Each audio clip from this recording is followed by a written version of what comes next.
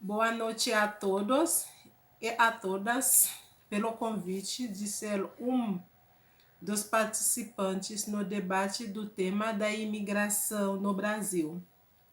Sendo imigrante, quero nesta noite compartilhar com vocês a minha experiência e o que eu penso sobre a imigração de modo geral e suas implicações.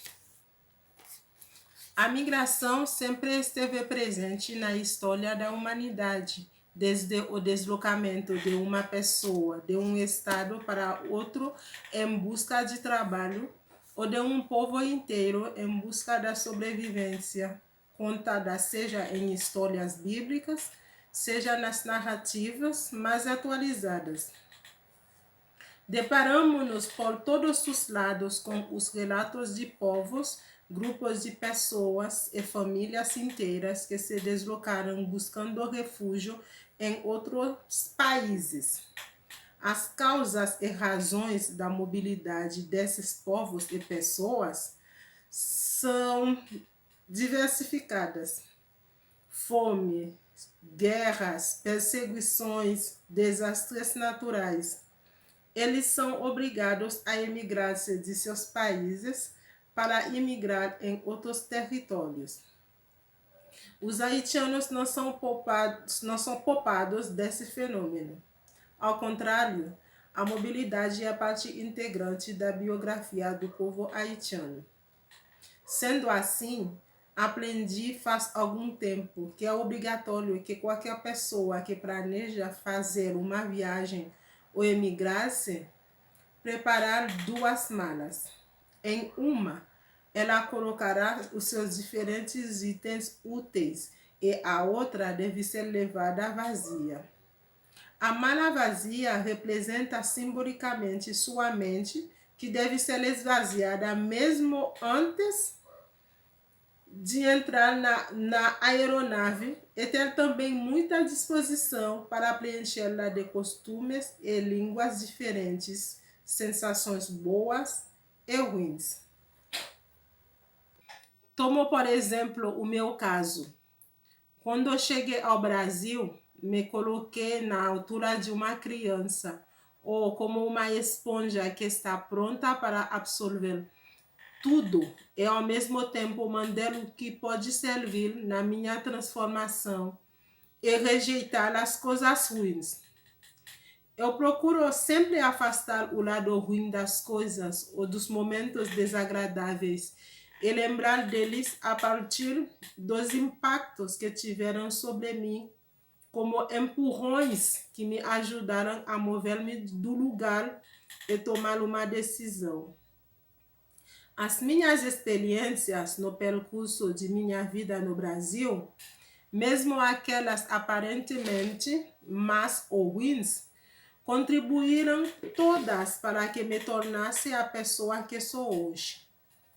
É por isso que estou disposta a aconselhar qualquer imigrante, refugiado ou não, em primeiro lugar, os meus conterrâneos que cruzam o meu caminho, a estarem aptos e dispostos a aprender com as circunstâncias e buscar saídas com fé e persistência.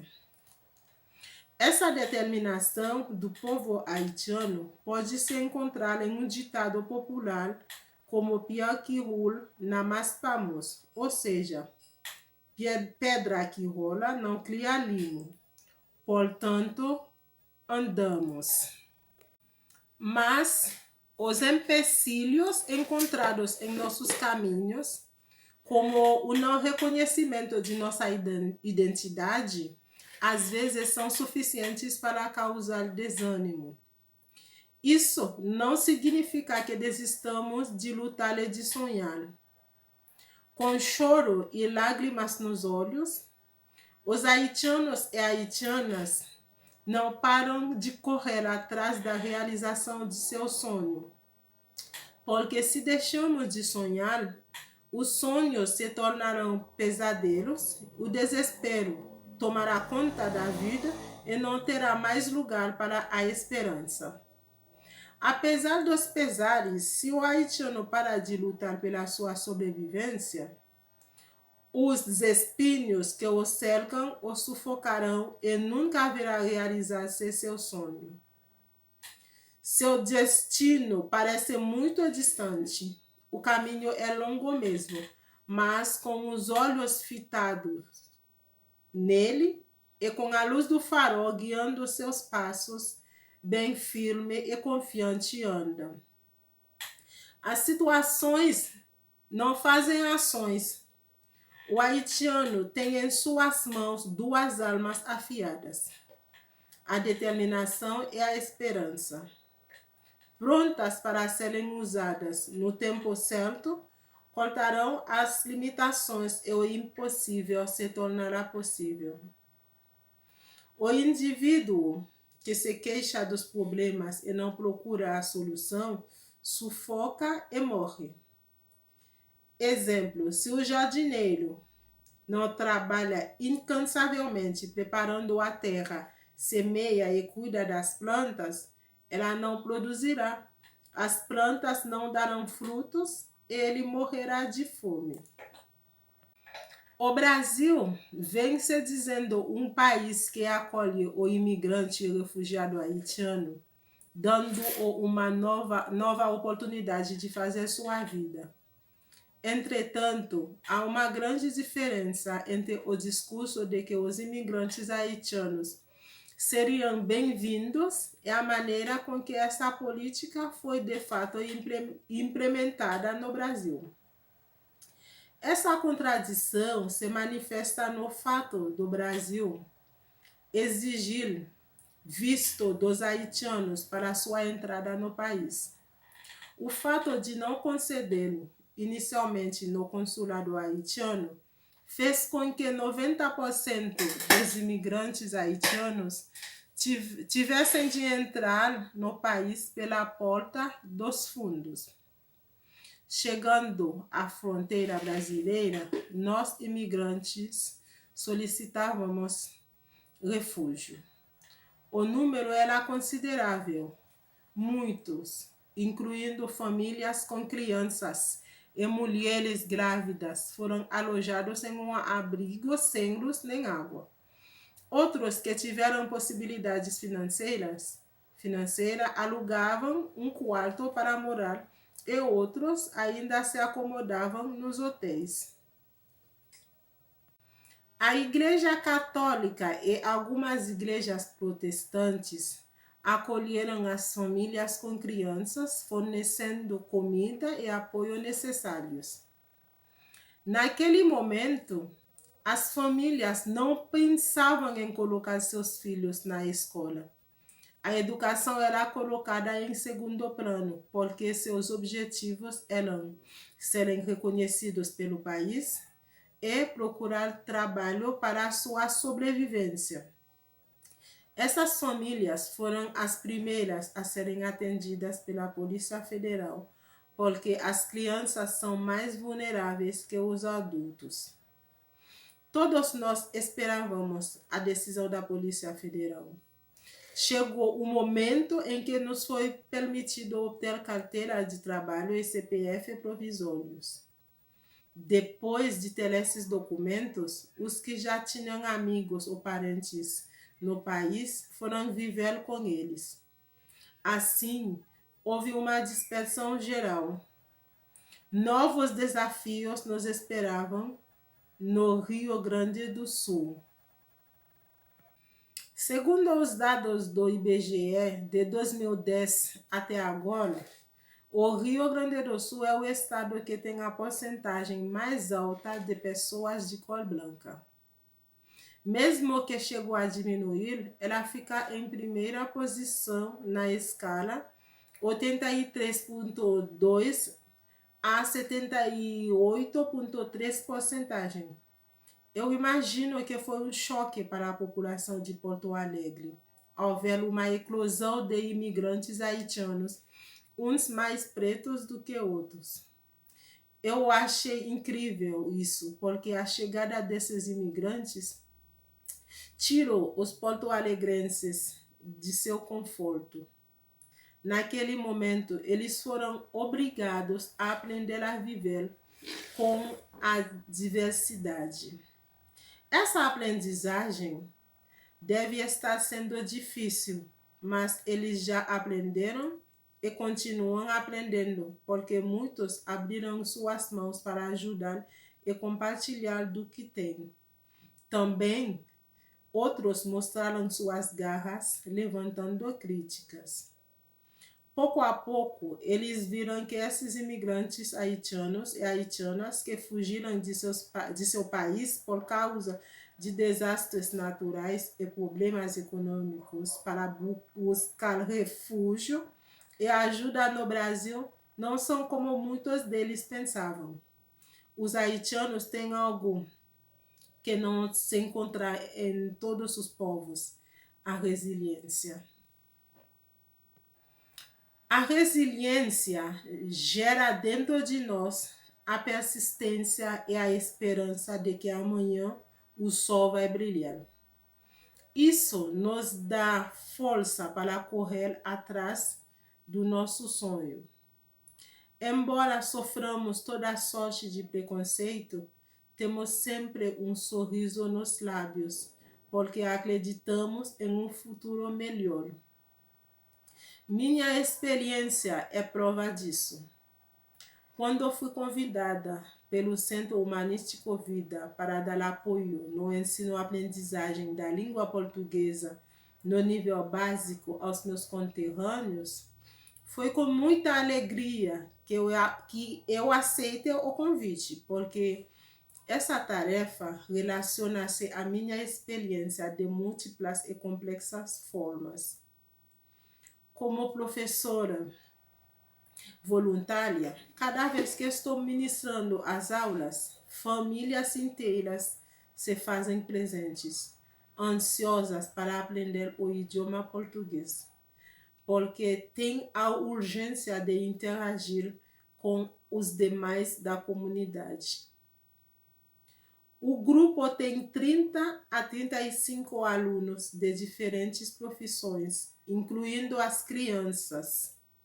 Muitas dessas crianças já falam o idioma francês, além do crioulo haitiano. Algumas delas falam também o espanhol. Tendo em vista a importância da socialização via escola e do potencial antirracista que a educação pode ter no acolhimento de imigrantes, é importante referir que a maioria dos professores e professoras das escolas da rede municipal de Porto Alegre não fala os idiomas mencionados. Uma vez que já partem do lugar social de crianças negras profundamente rebaixado pelas relações históricas de racismo que assolam o país, é imperativo que essas crianças sejam acolhidas sem reforço de estigmas. Mesmo que alguns aprendam a falar o idioma português, têm dificuldade de se expressar e de se fazer entender bem falando nessa nova língua. Mas além dessas dificuldades, outras questões de ordem social e cultural se colocam como obstáculos para a comunicação com os brasileiros, tal como o racismo adensado pelo preconceito com imigrantes e refugiados, que resulta uma dificuldade de aplicação a contento de políticas públicas efetivas para o bom acolhimento da diferença. Eu gostaria que vocês soubessem que a ilha do Haiti pode parecer ser classificada como um país mais pobre do mundo, dos pontos de vista de organização política, social, estrutural e da constante mobilidade dos seus habitantes. Mas a beleza dela está interiorizada em cada haitiano ou haitiana através de uma força indescritível a vontade de viver. O haitiano se adapta ou se acomoda a qualquer situação para sobreviver, ou seja, ele é um tipo de camaleão que se transforma em qualquer meio ambiente para sobreviver, a qualquer ataque que possa sobrevir contra ele. Muitos de vocês podem ter, não sei o porquê, uma imagem estereotipada dos haitianos, só sabendo que o indivíduo é haitiano ou haitiana, o público já cria uma falsa imagem dele ou dela. O haitiano tem uma facilidade de aprender qualquer idioma ou entender, se não chegar a expressar-se, mesmo sendo idoso ou idosa. O sistema educacional do Haiti, tão fraco possa parecer, prepara o aluno haitiano de uma maneira que ele pode ajudar a enfrentar qualquer desafio que se apresente no seu caminho. Essa pesquisa faz muito sentido para mim, porque eu penso, se adulta que sou, preciso agir cautelosamente e também ser forte para lidar diariamente com os desafios de todo tipo. Imagina as crianças vindo de um povo estigmatizado. A abolição da escravatura no Brasil tem mais de um século. Para mim, é como se fosse ontem, porque ainda 70% dos não negros não aceitam os afro-brasileiros como cidadãos do país. O pior é que muitos dos líderes da nação agem como racistas. Imaginem-se o caso dos afro-imigrantes que têm línguas e culturas diferentes. Pelo trabalho do campo que já pude fazer em algumas escolas no final do ano passado, já vi que as crianças haitianas estão abrindo os olhos das nativas do Brasil, tirando da sua mente inocente o falso retrato que a mídia pintou do Haiti e de seus habitantes. Quero terminar minha fala com 2 apelos. Primeiro, a revalidação de diplomas precisa ser mais rápida. Profissionais habilitados no Haiti e preparados para trabalhar não estão conseguindo prestar seus serviços por causa da burocracia. Segundo, o Centro Humanístico Vida precisa de ajuda da comunidade porto-alegrense. É verdade que o local está à disposição dos haitianos para aprender a língua portuguesa, mas precisamos papéis para fazer cópias para eles estudarem em casa. A maioria deles não estão trabalhando porque não fala e entende pouca coisa na língua portuguesa. Durante a pandemia, me deu a tarefa de escrever para eles um livro no qual eu conto a história de vida dos afro-imigrantes haitianos e dos afro-brasileiros no Brasil. Eu gostaria de publicá-lo, porém, está guardado no armário por falta de dinheiro. Também seria muito bom para mim ter apoio financeiro nesse sentido para pagar as passagens para o meu deslocamento até o Centro Vida para dar aulas. Qualquer ajuda será bem-vinda. Obrigada.